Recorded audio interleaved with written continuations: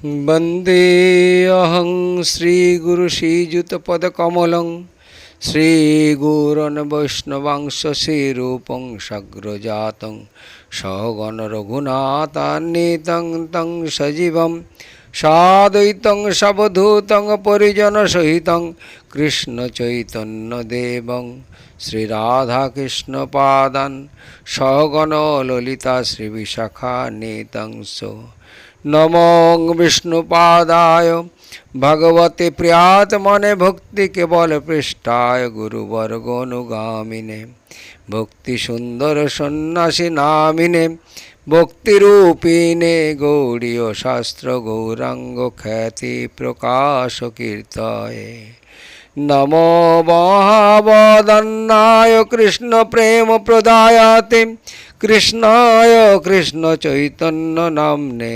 गौरतिशे नमो नमो अजानुलंबित भोजौ कनकावदत्तौ संकीर्तनैकपितरौ कमलाताक्षौ विश्वम्भरो द्विजवरौ जुगधर्मपालौ वन्दे जगत्प्रियकारौ करुणाय अवतारौ नमो यज्ञानतिमिरन्धस्य ज्ञानाञ्जनशलाकया चक्षुरुन्मीलितं येन तस्मै श्रीगुरुवे नमः। আমার শ্রী গুরুদেব ও গুরুবর্গ গণের চরণে বিনম্র কোটি কোটি প্রণাম নিবেদন করে আবার কিছু হরি কথা বলার প্রয়াস নিয়ে উপস্থিত হয়েছি। আজকে শ্রী শিল গৌর কিশোর দাস বাবাজি মহারাজের জীবনী নিয়ে আলোচনা শুরু করব।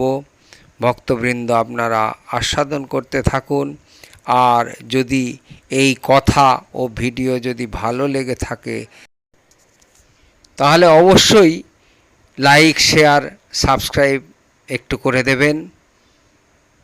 আলোচনা শুরু হচ্ছে শ্রী গৌর কিশোর দাস বাবাজির জীবনী লীলা। ভবসাগর পার হবার অভিলাষী নিষ্কিঞ্চন ভগবদ্ ভজন অভিলাষী ব্যক্তির পক্ষে বিষয়ী দর্শন ও যোশিত দর্শন বিষভক্ষণ অপেক্ষাও অসাধু বা খারাপ এই শাস্ত্রবাণী জীবনে অক্ষরে অক্ষরে পালন করেছিলেন শ্রীল গৌর কিশোর দাস বাবাজি মহারাজ। তিনি কোনোদিন বিষয়ীর জিনিস গ্রহণ করতেন না। গঙ্গা তটে মৃত ব্যক্তির পরিত্যক্ত বস্ত্র গঙ্গা জলে ধৌত করে তা কৌপিন করে পড়তেন। সজ্জন গৃহস্থের গৃহ থেকে চাল ভিক্ষা করে তা গঙ্গা জলে ভিজিয়ে রাখতেন, লবণ লঙ্কা দিয়ে খেতেন। কোনোদিন কাউকেও অনুনয় বিনয় করতেন না। সম্পূর্ণ নিরপেক্ষ নিষ্কিঞ্চন পুরুষ ছিলেন তিনি। শ্রী চৈতন্য মঠ ও শ্রী গৌড়ীয় মঠ সমূহের প্রতিষ্ঠাতা শ্রী শ্রীমদ্ ভক্তি সিদ্ধান্ত সরস্বতী গোস্বামী প্রভুপাদ এই সিদ্ধ মহাত্মার থেকে ভগবত দীক্ষা গ্রহণ করেন। এই নিষ্কিঞ্চন মহাপুরুষের পূর্বাশ্রমের পরিচয় সম্বন্ধে আমরা এইমাত্র অবগত হয়েছি যে তিনি পদ্মার তীরবর্তী টেপাখোলার নিকটস্থ বাগজান নামক কোনো পল্লীতে বৈশ্যকুলে আবির্ভূত হয়েছিলেন। বাবাজি মহারাজ গৃহস্থাশ্রম অবস্থানকালে বংশীদাস নামে পরিচিত ছিলেন। তৎকালে তিনি শস্য ব্যবসার দ্বারা সৎ বৃত্তিতে জীবিকা নির্বাহ পূর্বক সস্ত্রীক পরমার্থ অনুশীলন করতেন। পত্নী বিয়োগান্তে তিনি সংসার ত্যাগ করে শ্রীধাম বৃন্দাবন বনে গমন করেন এবং বৈষ্ণব সার্বভৌম শ্রীল জগন্নাথ দাস বাবাজি মহারাজের অন্যতম শিষ্য শ্রীল ভগবত দাস বাবাজি মহারাজের থেকে বৈরাগী বেশ গ্রহণপূর্বক 6 ক্রোশ শ্রী ব্রজমণ্ডলের বিভিন্ন স্থান ভ্রমণ করতেন। এই সময় সামান্য মাধুকরী করে তা প্রাণ ধারণ এবং বৃক্ষতলে শয়ন করতেন। ব্রজবাসীগণকে সাক্ষাৎ কৃষ্ণ পরিকর জ্ঞানে দর্শন ও সমস্ত বৃক্ষ লতা কীট পতঙ্গাদিকে দণ্ডবন্নতি করেন। তিনি বহুদিন বর্ষানে বসতি করে শ্রী রাধা গোবিন্দকে নিত্য পুষ্প মাল্যাদি সেবার দ্বারা সুখী করেছিলেন।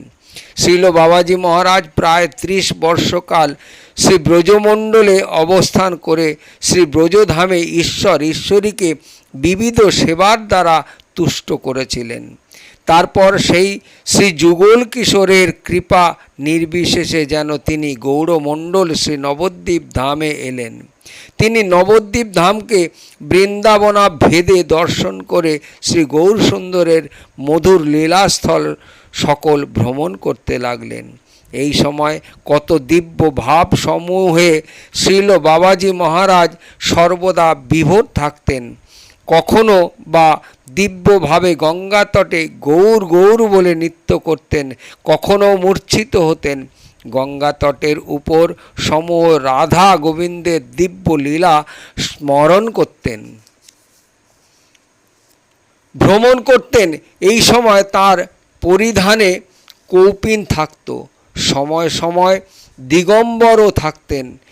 মালার সাহায্যে নাম জপ করতেন, কোনো কোনো সময় বস্ত্র গ্রন্থি দিয়েও নাম করতেন। তিনি কখনো কখনো গোদ্রুম ধামে সানন্দ সুখদ কুঞ্জ মণ্ডপে এসে বাস করতেন এবং শ্রীল ভক্তিবিনোদ ঠাকুরের শ্রীমুখে ভাগবত শ্রবণ করতেন। নিষ্কিঞ্চন শ্রীল বাবাজি মহারাজের সেবা করবার জন্য সজ্জন মাত্রেই পরম উৎসুক হতেন, কিন্তু তার সেবার সুযোগ পাওয়া বড় দুষ্কর ছিল।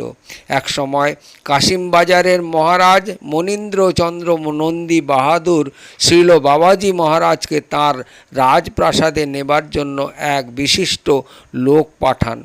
তখন শ্রীল বাবাজি মহারাজ বলেছিলেন, আমি মহারাজের প্রাসাদে গেলে আমার অর্থলোভ হতে পারে, তাতে মহারাজের সঙ্গে আমার মনোমালিন্য হওয়ার সম্ভাবনা আছে।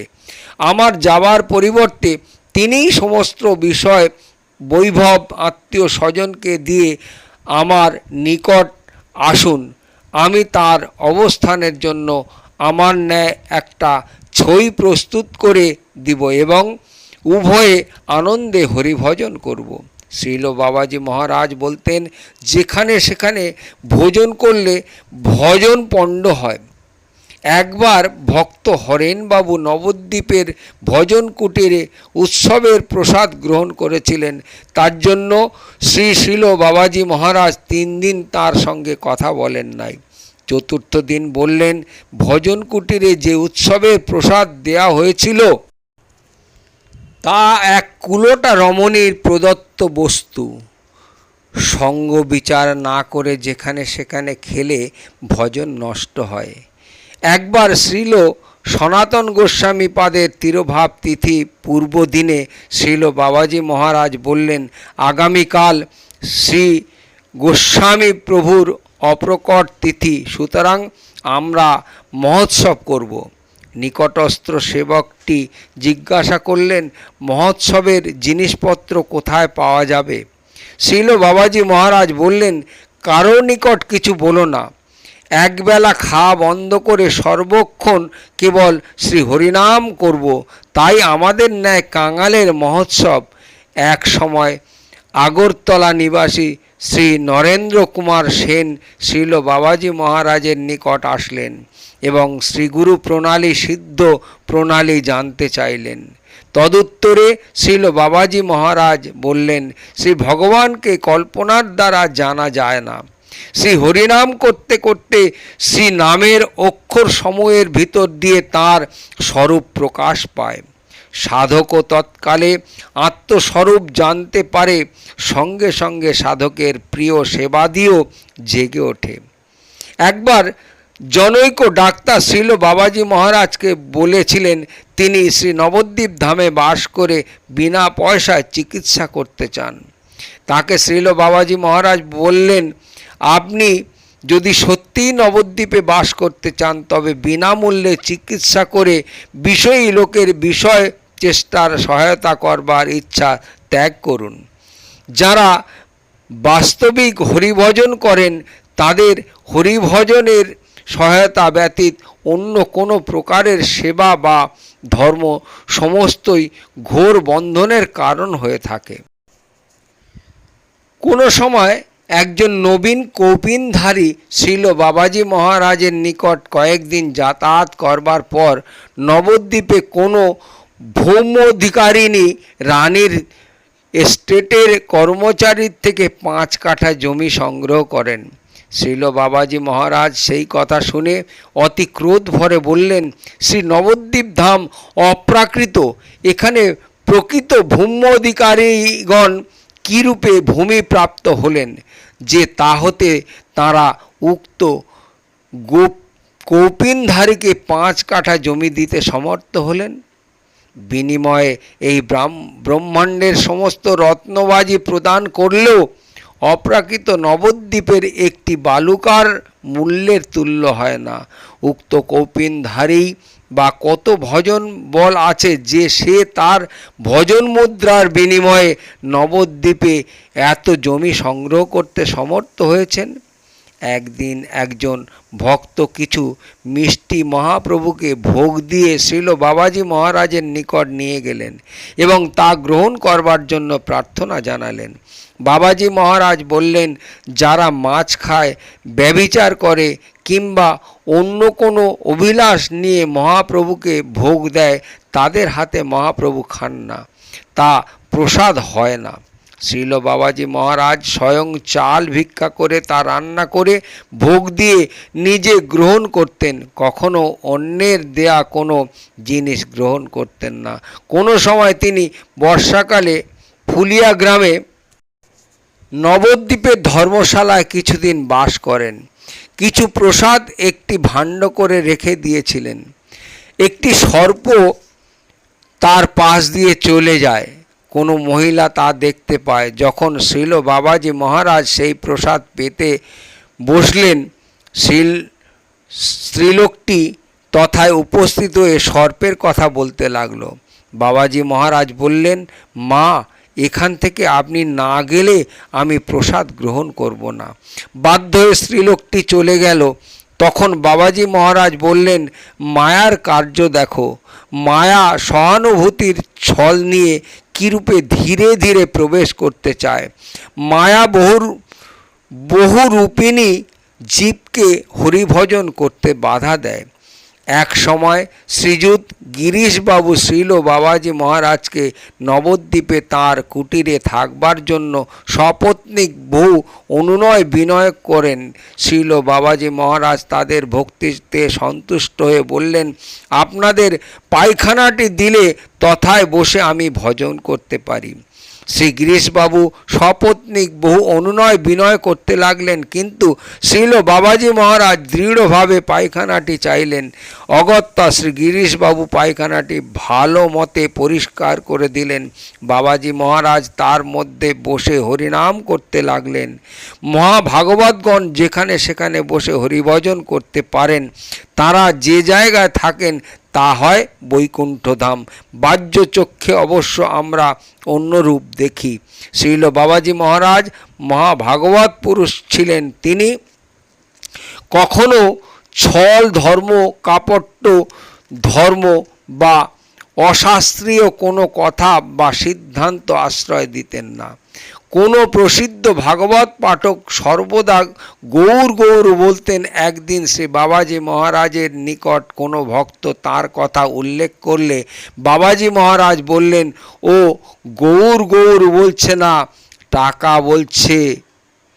যারা পয়সা নিয়ে ভাগবত পাঠ করে তাদের মুখে ভগবানের নাম হয় না। শ্রীল বাবাজি মহারাজ বাহ্যত কাকেও কোনো উপদেশ প্রদান করতেন না, কিন্তু তার শুদ্ধ চরিত্রে সকলে মুগ্ধ হতো। তিনি শুদ্ধ আচরণ করে জগতে প্রকৃত ভাগবত ধর্ম স্থাপন করে গেছেন। তার দর্শনে মহা বহির্মুখ ব্যক্তিও হরিভজনে উন্মুখ হতেন। দর্শনে পবিত্র করো, এই তোমার গুণ। বৈষ্ণব হৃদয়ে সদা গোবিন্দ বিশ্রাম, গোবিন্দ কহেন মম বৈষ্ণব পরাণ। শ্রী নরোত্তম ঠাকুর ভগবান শ্রী ভক্তের হৃদয় মন্দিরে বাস করেন। শ্রীল বাবাজি মহারাজ শ্রী হরি উত্থান একাদশী তিথিতে 1322 বঙ্গাব্দে 30শে কার্তিক শেষ রাত্রে নিত্যলীলায় প্রবিষ্ট হন। শ্রীল ভক্তি সিদ্ধান্ত সরস্বতী প্রভুপাদ স্বয়ং শ্রী গুরুদেবের সমাধি প্রদান করেন। নম গৌর কিশোরায় সাক্ষাৎ বৈরাগ্যমূর্তয়ে বিপ্রলম্ব রসাম্বোধে পদাম্বুজয়তে নম। যিনি সাক্ষাৎ ভক্তিবিজ্ঞান মূর্তি শ্রীল গৌরকিশোর প্রভুকে কোটি কোটি প্রণাম নিবেদন করে, হে বিপ্রলম্ব রস সমুদ্র, আপনার পাদপদ্ম যুগলে কোটি কোটি প্রণাম নিবেদন করে আপনার জীবনী লীলা এখানেই বিশ্রাম। হরে কৃষ্ণ ভক্তবৃন্দ, পরবর্তী লীলা পরবর্তী ভিডিওতে আস্বাদন করতে থাকুন। বাঞ্ছা কল্পতরুভশ্চ কৃপা সিন্ধুভ্য এব চ পতিতানাং পাবনেভ্য বৈষ্ণবেভ্য নমো নমঃ।